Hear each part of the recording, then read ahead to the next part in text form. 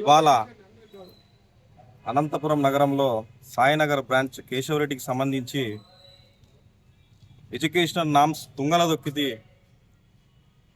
వేల రూపాయలు వసూలు చేసి బుక్కులు అమ్ముతా ఉన్నారు.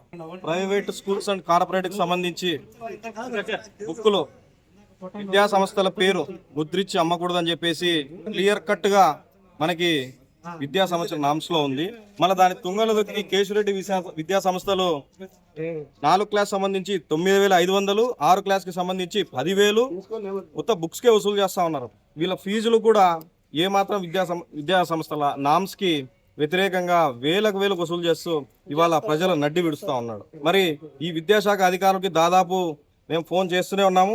ఏ విద్యాశాఖ అధికారి రెస్పాండ్ కావడం లేదు. ఇవాళ విద్యాశాఖ అధికారి మామూలు మత్తిలో పడిపోయి ఈ ప్రైవేట్ అండ్ కార్పొరేట్ విద్యా సంస్థలకి కొమ్ము కాస్తున్నారు. వెంటనే ఈ డిఓ గారి పైన కూడా సరైన ఎంక్వైరీ చేసి అతని మీద చర్యలు తీసుకోవాలని, అలాగే ఈ విద్యా సంస్థ కేశవరెడ్డి బ్రాంచ్ ఏదైతే ఉందో సాయినగర్ దాన్ని సీజ్ చేయాలని చెప్పి బీసీ విద్యా సంఘంగా డిమాండ్ చేస్తా ఉన్నాం.